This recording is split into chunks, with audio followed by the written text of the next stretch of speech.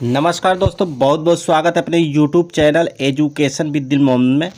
साथियों, आज हम लोग खेल प्रतियोगिता में पार्ट 2 का अध्ययन करेंगे, जिसमें 20 इंपॉर्टेंट क्वेश्चन आप लोग रिवीजन करेंगे।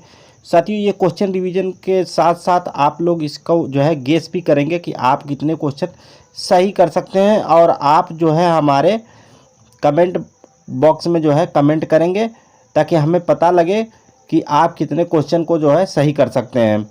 और साथियों, वीडियो शुरू करने से पहले आपसे छोटा सा एक रिक्वेस्ट है कि यदि आप हमारे चैनल पर नए हैं, हमारे चैनल को अभी तक सब्सक्राइब नहीं किए हैं, तो आप चैनल को सब्सक्राइब कर दें और बेल आइकन को प्रेस कर दें, ताकि नेक्स्ट आने वाले वीडियो का नोटिफिकेशन आपको सबसे पहले मिले। और इससे पहले वाले वीडियो का जो है लिंक मैं इसके डिस्क्रिप्शन में जो है डाल दूँगा, तो आप उस वीडियो को भी देख सकते हैं। तो आइए साथियों, बिना देरी किए हुए शुरू करते हैं वीडियो। कमांड विधि का उपयोग आप कहाँ करेंगे? तो ए ऑप्शन है ट्रैक और फील्ड इवेंट्स में, और बी है हॉकी, और सी है मार्चिंग, और डी है तैराकी। तो साथियों, इसमें जो है मार्चिंग में जो है कमांड विधि का उपयोग किया जाता है, तो इसलिए इसका सी ऑप्शन राइट है, मार्चिंग में। उसके बाद साथियों, नेक्स्ट क्वेश्चन है कॉम्बिनेशन टूर्नामेंट में हम देख सकते हैं। तो कॉम्बिनेशन टूर्नामेंट में हम क्या देख सकते हैं? ए है सिंगल नॉकआउट, और बी है लीग कम नॉकआउट, और सी है बैगनल वाइल्ड टूर्नामेंट, और डी ऑप्शन है लीग। तो साथियों, कॉम्बिनेशन टूर्नामेंट में हम लीग कम नॉकआउट देख सकते हैं, इसलिए साथियों इसका बी ऑप्शन इसका राइट है। और साथियों, ये क्वेश्चन जो है यूपी टीजीटी 2004 में आया हुआ क्वेश्चन है। और साथियों, इसकी व्याख्या देख लेते हैं। कॉम्बिनेशन टूर्नामेंट उस समय आयोजित किए जाते हैं जब मैच ग्रुप अथवा जोन के आधार पर खेले जाने हो, या टीमों की संख्या अधिक हो। यह टूर्नामेंट 4 तरह से आयोजित किए जाते हैं।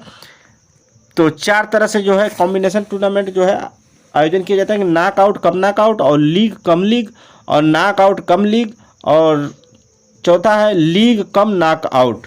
उसके बाद साथियों, अगला क्वेश्चन देखते हैं। अगला है प्रतियोगिताओं में तैराकी के कितने प्रकार होते हैं?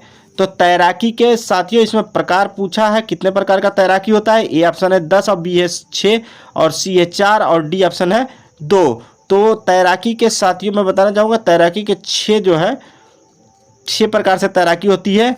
तो इसका राइट आंसर साथियों इसमें हो जाएगा आपका बी। 6 तरह की तैराकी होती है।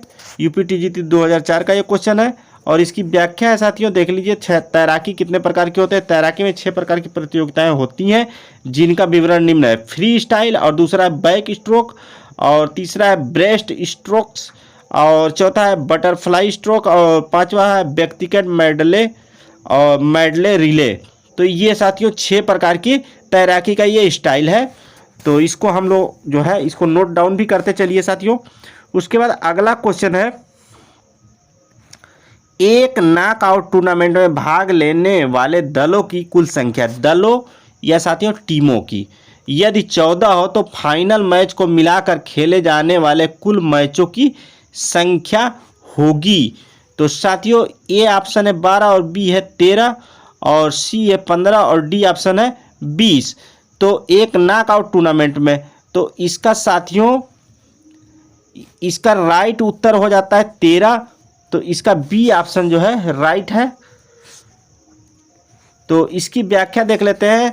नॉकआउट प्रतियोगिता में यदि टीम की संख्या 14 हो तो फाइनल मैच को मिलाकर खेले जाने वाले कुल मैचों की संख्या होगी। तो कुल टीमों की संख्या, यहाँ n का तात्पर्य साथियों टीम से है, तो n-1 होता है। तो 14 - 14 टीमें हैं, तो 14 में से 1 घटाएंगे, 13 मैच होंगे। उसके बाद साथियों अगला क्वेश्चन देखते हैं। सभी अंतर्राष्ट्रीय प्रतियोगिताएं इसके नियमों के अधीन होनी चाहिए। तो ए ऑप्शन है IAAF, और बी है IOA, और सी है AAFI, और डी है इनमें से कोई नहीं। तो IOA जो है प्रतियोगिताएं कराता है, तो इसका बी ऑप्शन राइट है। तो इसका व्याख्या साथियों, भारतीय ओलंपिक संघ, यह भारत की राष्ट्रीय ओलंपिक समिति है। संघ का कार्य ओलंपिक एवं एशियाई खेलों और अन्य अंतर्राष्ट्रीय बहु खेल प्रतियोगिताओं में भारत का प्रतिनिधित्व करने वाले एथलीटों का चयन करता है एवं भारतीय दल का प्रबंधन करता है, IOA। उसके बाद साथियों नेक्स्ट क्वेश्चन है, नेक्स्ट है कई पिरामिडों को मिलाकर प्रतियोगिता का आयोजन किया जाता है और बीच में अच्छा खिलाड़ी होता है, यह कौन सी विधि है? तो ए है स्पाइडर वेब विधि और साइक्लिक विधि और सी ऑप्शन है लैंडर विधि और डी ऑप्शन है टेबुलर विधि। तो साथियों इसका जो है राइट आंसर हो जाता है स्पाइडर वेब विधि। तो इसमें ए ऑप्शन हमारा जो है इसका राइट उत्तर है। तो इसकी साथियों व्याख्या देख लेते हैं। काव्यक विधि, स्पाइडर वेब विधि, तो साथियों इस विधि को जो है काव्यक विधि भी कहा जाता है, स्पाइडर वेब विधि को। यह विधि चैलेंज टूर्नामेंट का एक प्रकार है। इसमें प्रत्येक चक्र का खिलाड़ी पहले अपने चक्र के खिलाड़ी को चुनौती देगा और जीत जाने पर अपने अगले चक्र के खिलाड़ी को चुनौती देगा। अतः अंत में सबसे छोटे चक्र में केवल 8 खिलाड़ी रह जाएंगे जो एक दूसरों के साथ खेल का सर्वश्रेष्ठ खिलाड़ी का निश्चय करेंगे। उसके बाद साथियों अगला क्वेश्चन देखते हैं। राष्ट्रीय स्तर की स्कूल खेल प्रतियोगिताओं का आयोजन कौन करता है? AIU और SGAI, SAI, IOA। तो साथियों इसका जो है राष्ट्रीय स्तर की जो होती है प्रतियोगिताएं, तो इसमें बी ऑप्शन राइट है SGFI।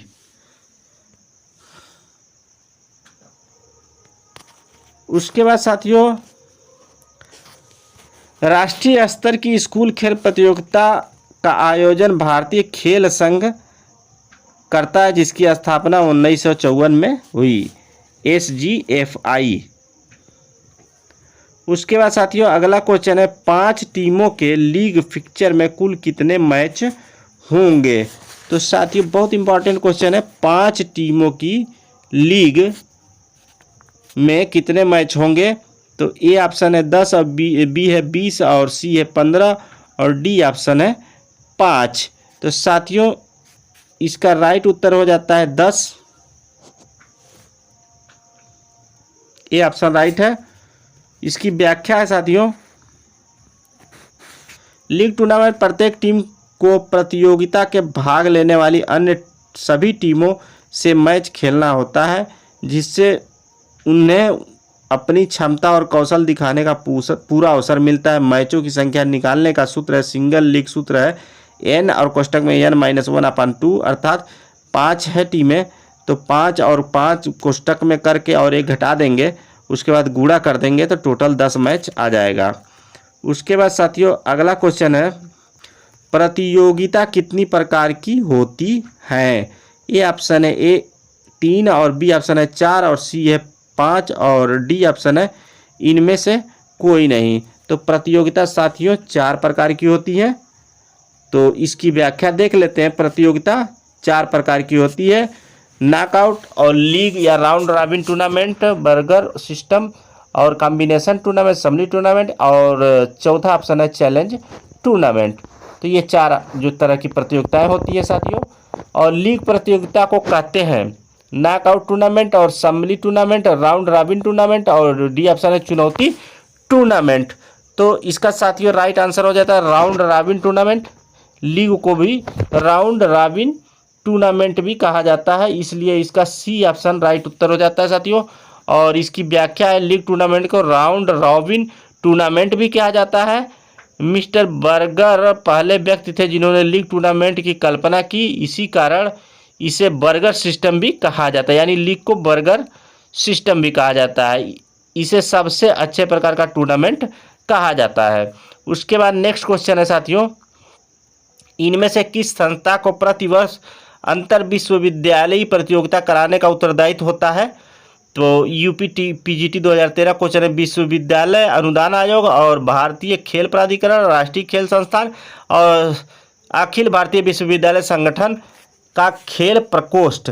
तो साथियों इसका राइट आंसर हो जाता है अखिल भारतीय विश्वविद्यालय संगठन का खेल प्रकोष्ठ जो है प्रतिवर्ष अंतर विश्वविद्यालय प्रतियोगिता कराने का उत्तरदायित्व होता है, इसलिए इसका डी ऑप्शन जो है राइट है।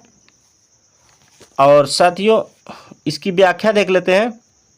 अखिल भारतीय विश्वविद्यालय संगठन का खेल प्रकोष्ठ प्रतिवर्ष अंतर विश्वविद्यालय प्रतियोगिता कराने का उत्तरदायित्व निभाता है। अंतर विश्वविद्यालय खेल प्रतियोगिता में भाग लेने वाले विद्यार्थी की आयु अधिक से अधिक 28 वर्ष होनी चाहिए। उसके बाद साथियों अगला क्वेश्चन है, किसी संस्थान की 4 दीवारों के अंदर आयोजित की जाने वाली प्रतियोगिता। तो ए ऑप्शन है एथलेटिक मीट, और बी है इंट्राम्यूरल्स, और सी एक्स्ट्राम्यूरल्स, और डी ऑप्शन है इलेक्शन। तो साथियों आपको मैं इससे पहले वाले वीडियो में बता चुका हूं, तो इसका बी ऑप्शन राइट हो जाएगा। किसी 4 दीवारी के भीतर खेलने वाली प्रतियोगिता इंट्राम्यूरल्स होती है, तो बी ऑप्शन इसका राइट है। तो इसकी व्याख्या देख लेते हैं साथियों। इंट्राम्यूरल्स लैटिक शब्दों का इंट्रा अंदर तथा म्यूरल्स में दीवार आता। इंट्राम्यूरल्स का अर्थ है उन गतिविधियों से है जो 4 दीवारी या परिसर के अंदर खेली जाने वाली। इंट्राम्यूरल का आदर्श वाक्य प्रत्येक खेल प्रत्येक विद्यार्थी के लिए है। उसके बाद साथियों अगला क्वेश्चन देखते हैं, भारत सरकार द्वारा ग्रामीण खेल विकास कार्यक्रम की वास्तविक शुरुआत कब हुई। तो 1960-61 और 1970-71, और सी ऑप्शन है 1980 और 81, और 2001 और 2। यूपी पीजीटी 2013 का क्वेश्चन है साथियों। तो इसका राइट आंसर हो जाएगा 1970 और 71 में जो है इसकी शुरुआत हुई थी। उसके बाद इसकी व्याख्या है, भारत सरकार ने ग्रामीण खेल प्रतियोगिता आयोजन का प्रारंभ 1910-1971 में किया। इसके प्रमुख 2 उद्देश्य थे। पहला, ग्रामीण अंचल के नवयुवकों को खेलों में प्रतिभा के लिए प्रोत्साहित करना। दूसरा है प्रतिभावान नवयुवकों को खोजकर उन्हें अपनी प्रतिभा का प्रदर्शन करने का अवसर उपलब्ध कराना। भारत सरकार ने 1970-71 में ही खेल प्रतिभा खोज योजना का प्रारंभ किया था। उसके बाद साथियों अगला क्वेश्चन है, इनमें से किनको स्कूल में होने वाली इंट्राम्यूरल समिति कमेटी का चेयरमैन होना चाहिए। ए है प्रधानाध्यापक, बी है उप प्राचार्य, और सी है इंट्राम्यूरल्स के निदेशक, और डी है अध्यक्ष छात्र संघ। तो साथियों इसका राइट आंसर हो जाता है इंट्राम्यूरल्स के निदेशक, यानी सी ऑप्शन इसका राइट उत्तर हो जाता है साथियों। तो इसकी व्याख्या, इंट्राम्यूरल्स प्रतियोगिताओं का आयोजन इंट्राम्यूरल समिति द्वारा किया जाता है, और समिति का गठन निम्नलिखित प्रकार से होता है। इंट्राम्यूरल्स निदेशक, सहायक निदेशक, उसके बाद सहायक अध्यापक, एक सचिव और संयुक्त सचिव ज्वाइंट सेक्रेटरी। उसके बाद साथियों अगला क्वेश्चन है, सभी भारतीय खेल दल किसी भी अंतर्राष्ट्रीय खेल प्रतियोगिता किस बैनर के अंतर्गत भाग लेती हैं। तो इसमें अखिल भारतीय खेल समिति काउंसिल और भारत सरकार, अपने अपने खेल संगठन, भारतीय ओलंपिक संघ। तो इसका साथियों मेरे हिसाब से राइट आंसर हो जाता है भारतीय ओलंपिक संघ। तो इसका डी ऑप्शन राइट है। और इसकी व्याख्या देखते हैं, भारतीय ओलंपिक संघ भारत की राष्ट्रीय ओलंपिक समिति NOC है। इसकी स्थापना 1927 में हुई थी। इसका कार्य ओलंपिक खेलों, एशियाई खेलों व अन्य अंतर्राष्ट्रीय खेल प्रतियोगिताओं में भारत का प्रतिनिधित्व करने वाले एथलीटों का चयन करना और भारतीय दल का प्रबंधन करना है। वर्तमान में इसके अध्यक्ष नारायण रामचंद्रन हैं। उसके बाद साथियों नेक्स्ट क्वेश्चन है, इंट्राम्यूरल कार्यक्रम में विद्यार्थी के मन में यह उत्पन्न होता है। ए है उपलब्धि, बी है आवेष्टन, और सी है विनोद, और डी ऑप्शन है खुशी। तो साथियों इसका राइट आंसर हो जाता है आवेष्ट, यानी इसका बी ऑप्शन राइट है।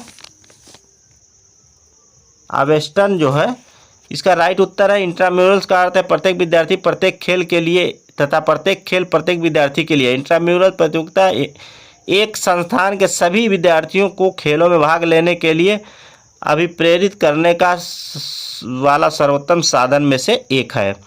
उसके बाद साथियों अगला क्वेश्चन है, खेल कार्यक्रम का पहला कदम कौन सा है? ए है निर्देशन करना, बी है कर्मचारी बंदोबस्त करना, और सी है आयोजन, और डी है बजटिंग। तो इसका साथियों मेरे हिसाब से इसका आयोजन जो है सी ऑप्शन राइट हो जाएगा। उसके बाद साथियों अगला क्वेश्चन है, खेल कार्यक्रम के लिए वित्त को इसके द्वारा संचित किया जा सकता है। तो ए ऑप्शन है एलयू मनी संस्थान, और बी है दान और सार्वजनिक क्षेत्र उद्योग, और डी है ऊपरी सभी। तो इसका साथियों राइट आंसर हो जाता है डी ऊपरी सभी। तो इसकी व्याख्या है, खेल कार्यक्रम को शुरुआत करने के लिए वित्त फंड का होना आवश्यक है। यह फंड एलयू मनी संस्था, दान, सार्वजनिक क्षेत्र उद्योग आदि से सहयोग मिलता है। उसके बाद साथियों अगला क्वेश्चन है, खेल प्रदर्शन इसका अर्थ उत्पाद है, अर्ध उत्पाद है। ए है कौशल, बी है प्रतिबंध और क्षमता, और सी है संपूर्ण व्यक्तित्व, और डी ऑप्शन है सामरिक क्षमता। तो इसका साथियों राइट आंसर हो जाता है संपूर्ण व्यक्तित्व, यानी इसका सी ऑप्शन जो है राइट है। उसके बाद साथियों किसी भी खिलाड़ी का खेल प्रदर्शन करके संपूर्ण व्यक्तित्व टोटल पर्सनालिटी का अर्थ उत्पाद है। उसके बाद साथियों अगला क्वेश्चन है और आखिरी क्वेश्चन है, जहां खेलों में सामाजिक मूल्यों के मापन का आधार प्रतियोगिता में सफलता माना जाता है, वहां पर खिलाड़ी अधिक महत्व देते हैं। ए ऑप्शन है सामाजिक पहचान को, और बी है उपलब्धि की आवश्यकता को, और सी आंतरिक संतुष्टि को, और डी ऑप्शन है अवार्ड तथा रिवार्ड को। तो इसका साथियों उपलब्धि की आवश्यकता को ज़्यादा महत्व देते हैं, इसलिए जो है बी ऑप्शन इसका राइट उत्तर है। इसकी व्याख्या साथियों, खेलों में सामाजिक मूल्यों के मापन का आधार प्रतियोगिता में सफलता माना जाता है, उपलब्धि की आवश्यकता को वहां पर खिलाड़ी अधिक को महत्व देते हैं। तो ये साथियों 20 इंपॉर्टेंट क्वेश्चन थे जिनको मैंने रिवीजन किया, और साथियों आशा करता हूँ ये वीडियो आपको बहुत ही पसंद आएगा और परीक्षा के लिए बहुत ही जो है हेल्पफुल होगा ये वीडियो। तो साथियों आपसे रिक्वेस्ट है कि यदि आपने चैनल को अभी तक सब्सक्राइब नहीं किया तो हमारे चैनल को सब्सक्राइब कर दें और बेल आइकन ऑल पर टिक कर दें, ताकि नेक्स्ट आने वाले वीडियो का नोटिफिकेशन आपको सबसे पहले मिले। तो इसी के साथ साथियों जय हिंद, जय भारत।